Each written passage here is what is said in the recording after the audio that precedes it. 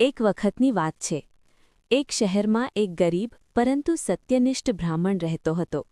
તે દર શનિવારે ઉપવાસ રાખતો, શનિદેવની પૂજા કરતો અને સાંજે દીવો પ્રગટાવીને તલ, તેલ અને કાળા તેલનું દાન કરતો. બ્રાહ્મણની પત્ની પણ ખૂબ શ્રદ્ધાળુ હતી, પરંતુ પાડોશમાં રહેતી એક સ્ત્રી શનિદેવને માનતી ન હતી. તે બ્રાહ્મણ દંપતીની આસ્થા પર હાસ્ય કરતી. સમય પસાર થયો.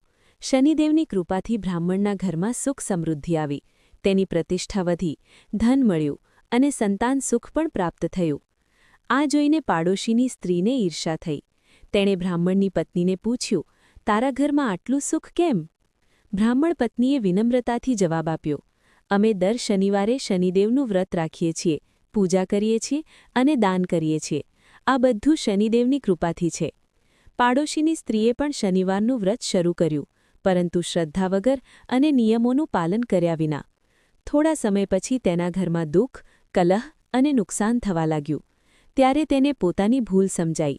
તે બ્રાહ્મણની પત્ની પાસે ગઈ અને માફી માગી. ત્યારબાદ સાચી શ્રદ્ધા, નિયમ અને ભક્તિથી શનિવારનું વ્રત રાખવા લાગી. હવે શનિદેવ પ્રસન્ન થયા અને તેના જીવનમાં પણ શાંતિ અને સુખ આવી ગયું.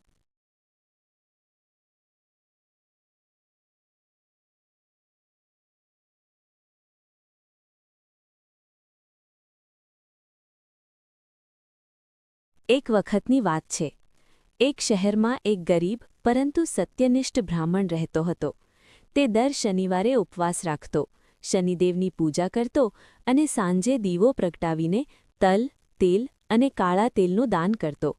બ્રાહ્મણની પત્ની પણ ખૂબ શ્રદ્ધાળુ હતી, પરંતુ પાડોશમાં રહેતી એક સ્ત્રી શનિદેવને માનતી ન હતી. તે બ્રાહ્મણ દંપતીની આસ્થા પર હાસ્ય કરતી. સમય પસાર થયો.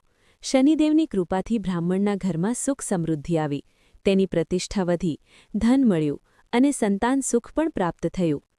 આ જોઈને પાડોશીની સ્ત્રીને ઈર્ષા થઈ. તેણે બ્રાહ્મણની પત્નીને પૂછ્યું, તારા ઘરમાં આટલું સુખ કેમ?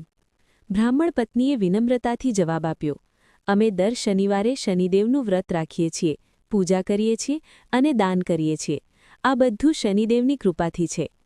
પાડોશીની સ્ત્રીએ પણ શનિવારનું વ્રત શરૂ કર્યું, પરંતુ શ્રદ્ધા વગર અને નિયમોનું પાલન કર્યા વિના. થોડા સમય પછી તેના ઘરમાં દુઃખ, કલહ અને નુકસાન થવા લાગ્યું. ત્યારે તેને પોતાની ભૂલ સમજાઈ. તે બ્રાહ્મણની પત્ની પાસે ગઈ અને માફી માગી. ત્યારબાદ સાચી શ્રદ્ધા, નિયમ અને ભક્તિથી શનિવારનું વ્રત રાખવા લાગી. હવે શનિદેવ પ્રસન્ન થયા અને તેના જીવનમાં પણ શાંતિ